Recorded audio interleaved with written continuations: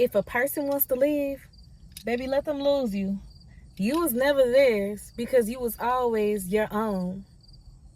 Stop trying to think like us as humans. We feel like once we in something, we got to stay locked in, and that's the definition of loyal. But sometimes loyalty means, well, all the time, loyalty should mean be loyal to yourself, because nobody has to live your life but you, baby, right? If a person don't want you no more, let them go. Let them walk. Stop trying to fight something or fight for something if the other person is trying to get away. Stop trying to be Nikki Parker and Professor Ogilvy, right? That man or that woman clearly doesn't want you, doesn't want anything to do with you. And there's no type of love, even if they come back later on and they say, oh, well, babe, I'm sorry, I didn't mean it. Nah, never let a person tell you more than once that they don't want you. You got to lift your head up and you got to move forward. And guess what? If you lose somebody in your life, and I'm talking about relationship-wise, keep going. Life goes on, right? Life goes on. Back away from that and keep pushing forward. You can't dwell on that. They instantly become a part of your past if they're telling you that they want nothing to do with you. And I'm going to hit you on game real quick, sis. Once a man ever tells you that he don't want you and you still stay with him, the respect is gone. You still cry, you still say, baby, please, the respect is gone, right? Keep it smooth, keep it playing, keep it pushing. Okay, walk away. And that's what's gonna mess with his head. Like, dang, her security is on 10. Like, I thought she was gonna be messed up over this. It feeds a man's ego when he tell you he doesn't want you and you still try to fight for that relationship. It makes you weaker, and ultimately that's when cheating and this and that comes into play. If he say you not his type, if he say he no longer wants to be with you, okay, keep it peeing, keep it pushing, right? And that goes both ways. Look, I was gonna say this for another video. I'm just gonna dip into it a little bit. But us as women, we have to walk away from things that no longer serve us the same way how men be walking away from things that no longer serve them, right? So if you're the person who's getting rejected, gracefully take that and move on, move forward. Never sit here and let a person break you down about X, Y, and Z. This is why I don't want you. If it's things that you really do need to change about yourself, maybe you do need to hear that. But if you feel like you've been giving it your all and they just don't love the stereotypical things or the general things, like they don't like your hair, they don't like the way that you dress, they don't like X, Y, and Z, they're just not attracted to you, whatever the case may be, somebody will be. And guess what? It starts with you being attracted to yourself, right? You falling in love with yourself, you having that self-love. But also, if you're on the flip side and you're the one who's rejecting somebody, if that person no longer serves you, and this is from qualities, right? Let's say that the man does not serve you in the sense of you don't feel like he's doing duties as a man should. You don't feel like he's listening to you, paying attention to you, catering to your needs. Your emotional vulnerability is in his hands and he's mishandling that, right? If it's situations like that and you feel like you have to let him go, don't sit up here just to be loyal. You know what I'm saying? Don't try to stick it through, push it through with him. If you have talked to this man about it and he has refused to change, some men even refuse to go to therapy or counseling, it's time to move forward. Stop staying stuck in something, because ultimately you belong to you. You don't belong to X, Y, and Z. It goes literally both ways. You have to learn how to reject people, and you have to learn how to deal with being rejected. That does not mean that you're the baddest thing in the land and you're immune from other people rejecting you. This is what my mom taught me, right?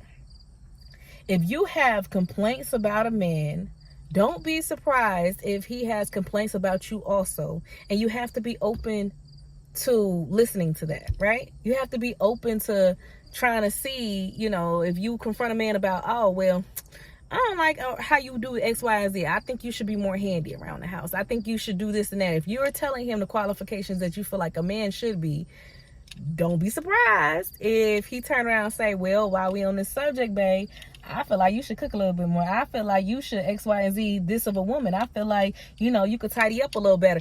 Don't be surprised, right? So it goes both ways. But before you bring it to a person's attention, Make sure that everything is straight with you, right? And that's why I say you need to date upon your caliber. The type of woman that you are on a scale, you need to seek that same sort of man. Don't seek a man who's, super beneath you and you're going to have complaints about him, right? You have to date someone, pursue someone who's like-minded on your scale.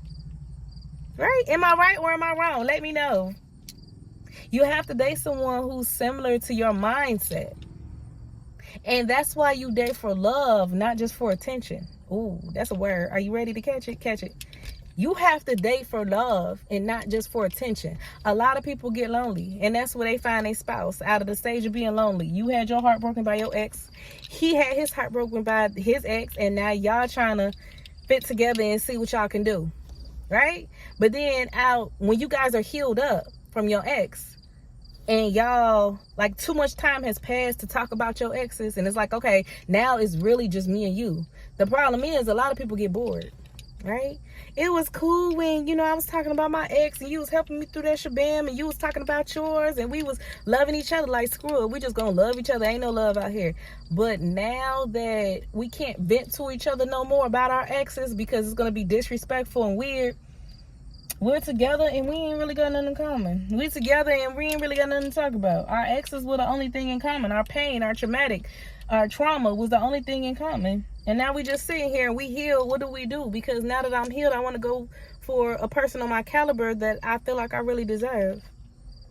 Ooh, and what about if one person heals before the other? Huh? Right? What happens when you depressed and you get with a man and he depressed too? And this is for my ladies. What happened when you depressed? You get with a man, he depressed too. And then he start working a good job. So he start making money. You hear a lot of stories all the time. Once he gets healed, what they say, he leaves the woman. Which is ultimately wrong. But then once he gets healed, he met her at a low state. And a lot of men look at the women like, dang, when I met you, I wasn't even my best self, and I felt low, and I accepted anything in my life, and sometimes that can even include my spouse. Let me roll up my window because somebody's walking down the street dancing. And there's 3 people. Sunroof too. But yeah, y'all. Yeah, I'm cool. Yeah, that happens all the time. You hear about those stories all the time. And yes, it's wrong. You never want to use a person. A lot of people just honestly do not realize it. They just look at it as loyalty, like, well, thank you for being in my life when nobody else was. Thank you for being in my life when I was down, out in bed. I'm so glad that I found somebody who can help, lift me up and actually be there for me. But what happens when, they get on they square, they get themselves together, and they still looking like, they look at you like, dang, I could do better than you. You was on the same level when I was out bad, or you were just a little bit higher than me. That's why you want to find somebody on your caliber, right? If I'm going through a funk and I'm depressed and I'm out bad, I never want to be in a relationship where a man is completely healed if I am completely broken. And I'm not talking about having a bad day, baby. I'm talking about completely broken to the point where, yeah, I need therapy. No, that just means that in that moment, it's not time for me to start dating. And I'm woman enough to admit that. If I'm completely broken, or if I'm going through a relationship, heartbreak, I need time. I need time. I was divorced. I got divorced 2 years ago, right? And I'm still not quite ready to date. I'm still not quite ready to fall in love again because there's some things that I want to work out. I have been tied up so long that I would like to get back to me. I like to get to my routines of things. I'm happy with my life, with myself right now, and I really want to get on my P's and Q's. I want to get my career together, this and that, before I start seeking interest in pursuing a man. I'm just going to be honest with you. I mean, if it happens, I can't control God's timing. I could be in a supermarket and I meet the one tomorrow. I'm open to it. But as far as me, like, actively pursuing and having that on my mind with obtaining a spouse, I would rather wait until I got all my cards on the table. Wait until I got all my chips in order, right? That way I can match with a guy who is equivalent as far as on the standard of which I carry myself. Right? Because ultimately, when I meet a guy, I mean, nobody's going to be perfect and nobody's going to be full round equipped for you. But I would want a guy who at least has a plan and is in action. That's what I'm trying to do for myself. I don't want to just have a plan. I want to put it in action. I want to have it in action. Not just, oh, I registered for school. I want to be either graduated or, you know, if I meet a guy, I'm in my classes. Yeah, I got class tomorrow. I want to be a part of it. My class starts August the 5th, by the way. But I want to be a part of it. I want to be already active doing my journey, right? And hopefully, you know, we find out that we have a lot more in common. A lot of things in common. I want a guy to have things in common with, you know, future me. With that aligns along, you know, my plans and my vision. Not just the past of clubbing or chilling. I'm a homebody too, you know, I don't do too much, just, you know, hustle and this and that. I want a guy to be like future me. I like hiking. I like doing this and that. You know, I'm in college. I graduated college. But I feel like I have to do it myself before I could feel fully comfortable. This is me speaking for myself, pursuing a man with that, right? I hope I'm getting through to somebody today. But back to what I was saying, don't let anybody break your heart, and don't feel bad if somebody doesn't want you. Rejection is completely normal. That's why you never love a person more than you love yourself. That is when you get fully heartbroken to the point where you're unable to do anything. You're broken. You're discombobulated. It's okay to be sad. It's okay to have a heartbreak. We are normal. When you feel like you give somebody your all, your time, your attention, but when it gets to the point where it feels like death, and I'm just gonna be honest, when a person breaks up with you or leave you, it's a problem with you, baby. You gotta love yourself, right? Stay ready so you won't ever have to get ready. When you go into a relationship, be like, yeah, I trust this person, I love this person, but I know that anything can happen. I still gotta put aside a little bit of extra love for me, right? And I want you to completely trust the person, but I still gotta put aside a little extra wall or a little extra guard to my heart. Just a little bit. I ain't even gotta let that person know. Baby, I love you. I do. But I know how things can get. I gotta protect myself. And women, we gotta start doing things smartly, right? We gotta start having money, extra money in our bank account. We can't sit up here and show the man, oh, look, babe, here go my account. This is what I got in it, da-da-da. Even if y'all got a joint, y'all get married. Sorry, y'all, my camera cut off. It is hot in this car, but even if y'all got a joint account in the future, still have you some extra money to the side, have you an extra separate account, keep something on you. And I'm not supporting being sneaky, I'm supporting being smart. It's too many stories where women are stuck in a dead-end relationship because the man is making more money or the man is the breadwinner, and we need to up our funds to move out. We need to up our funds, even if women in a domestic violence situation, right? Because the bill's tied into him and her. The bill's tied into being a couple trying to pay everything, and you can't afford the money to move out on your own, to pay the security deposit and the first month rent. We just need to be smarter with stuff and then put some money aside. Never put your complete trust in anybody to the point where you're relying and depending on them, and without them, you cannot survive.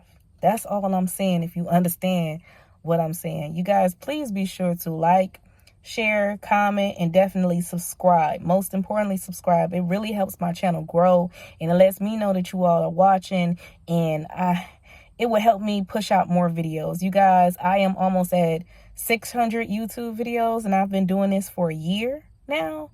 And sometimes I do get discouraged because I feel like I give great advice and I am trying to help other people out there, men and women, but I need to know that you guys are retaining this information and watching, and that kind of encourages me to keep going. So welcome to the community, and I'm glad to have you a part of it growing. And I'm just going to put this into, the future right now.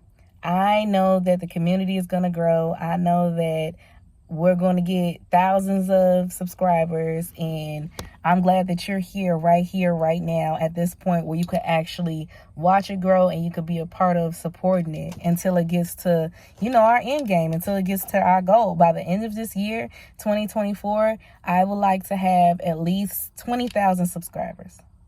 I'm just going to shoot big.